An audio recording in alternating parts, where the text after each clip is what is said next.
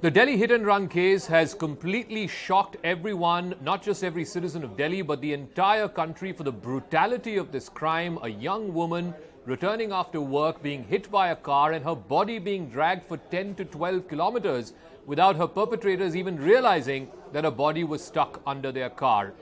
Let's talk about this case because it's coming 10 years after Nirbhaya, a similarly shocking case that happened in 2012. Let me go across to somebody who's been closely associated with women's issues as well as security issues here in the national capital, the former Delhi Police Commissioner, former Lieutenant Governor of Puducherry, Kiran Bedi. Thank you very much, ma'am, for speaking with us here on CNN News 18. Your first reaction, the brutality of this crime, the fact that not only was this a hit and run case, was this a case where a car with 5 drunk boys hit a woman, but the fact that they didn't realize that her body was stuck in that car for 10 to 12 kilometers.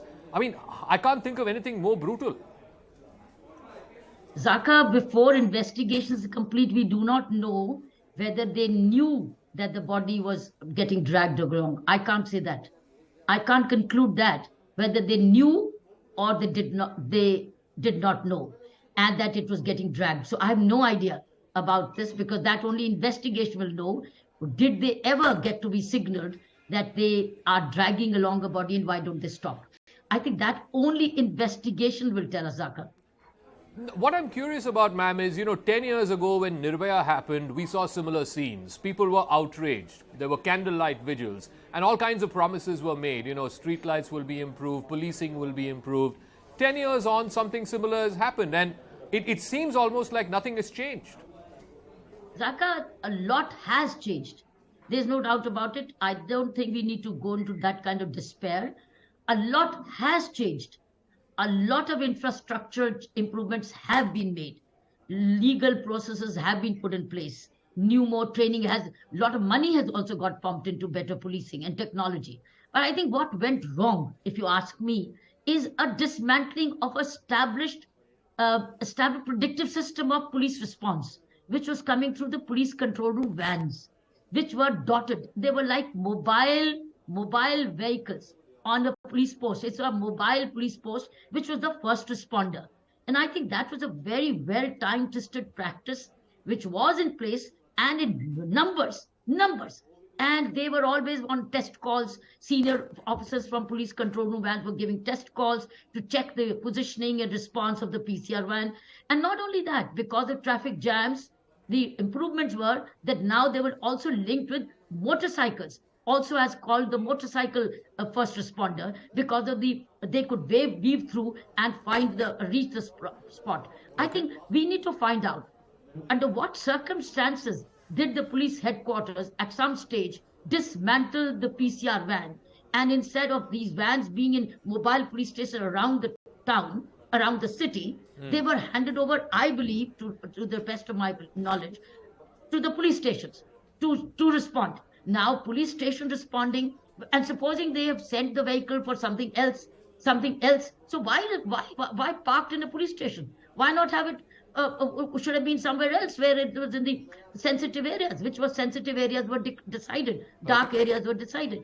So I think what went to my mind wrong is having dismantled a very well-established police response system through these mobile police vans, which were like a mobile police station, police post, along with these motorcycles who could respond. I think what has happened here has been the failure of earliest response. No, and for miles that's together, precisely what has happened. If you look at the sequence of events, ma'am, there are multiple eyewitnesses who say that the first call was made around 3:30 in the morning, immediately after this accident happened.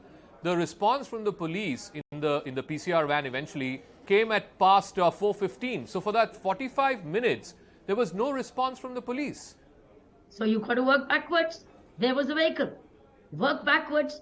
There was a vehicle. There was the same PCR van vehicle. Had it been around in that area, positioned the way we used, the system existed.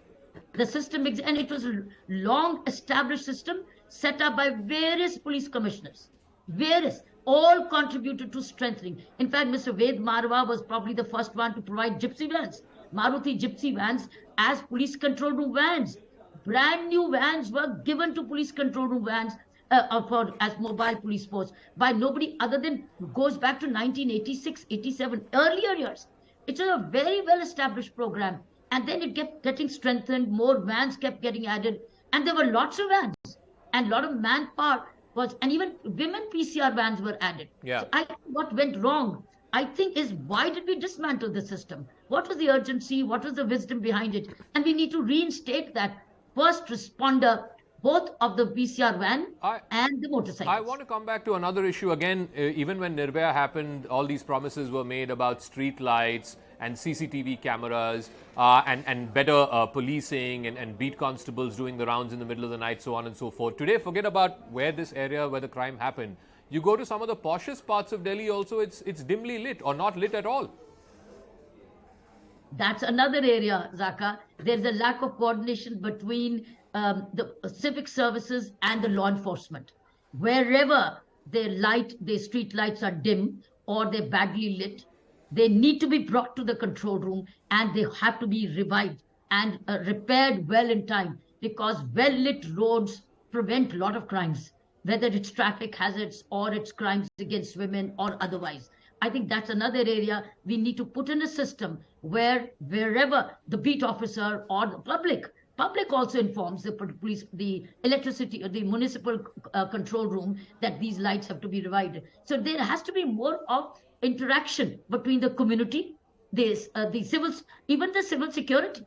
Look, the kind of plethora of civil security we have on the roads. Why should they not inform the control room to see कि हमारे यहाँ light खराब है, light करो? So I think we need to have civic services also responding, but community also charging them and asking them. Police also does it. So it is not anybody whose job. It is everybody's responsibility to improve and contribute to improving security of the streets. And one final word, ma'am. Again, politically at least, the whole charge between Aam Aadmi Party state government and the lieutenant governor and so on has been that, look, Delhi police is under the central government. It's a different dispensation altogether. Delhi requires its policing and its police forces to be under an elected government. Do you see merit in that argument, or is that just political, taking away focus from what actually happened, the crime that actually happened? I'm, Zaka, looking at citizens' responsibility. Why should every citizen not take responsibility? I think other positions come much after. They are only one on the street, but citizen is everywhere. The occupant of the resident is everywhere. Civil, private security is everywhere. Why isn't the private security not also integrated with the local police? Why not integrate them?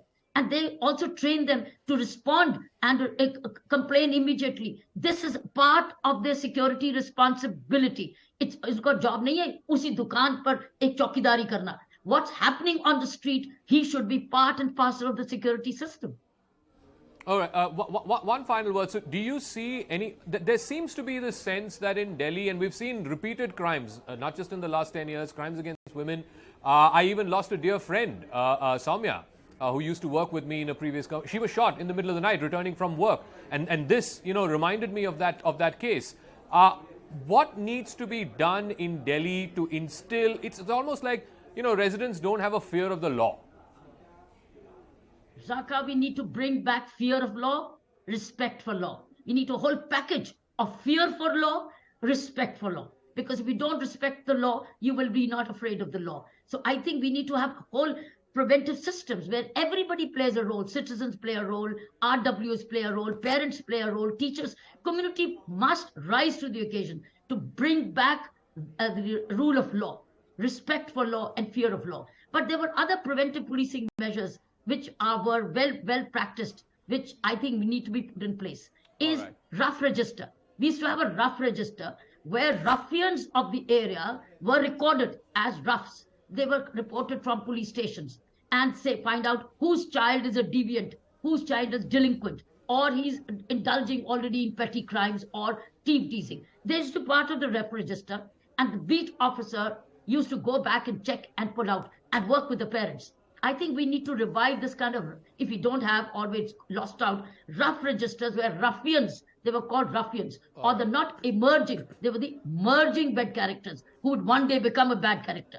All right, Dr. Kiran Bedi, as always, thank you very much for speaking with us here on CNN News 18. I'm sorry for the paucity of time, but thank you very much for joining us. I think she's made a very valid and very important point about going back to a centralized mobile PCR van system where the central authorities, or the central control room, as it were, immediately gets to know when and where a victim has been hurt and can immediately rush the nearest mobile PCR van. In this case, it took 45 minutes for help to arrive, and that too after the body got dumped off in an area a good 45 minutes after the accident took place. With that, it's a wrap.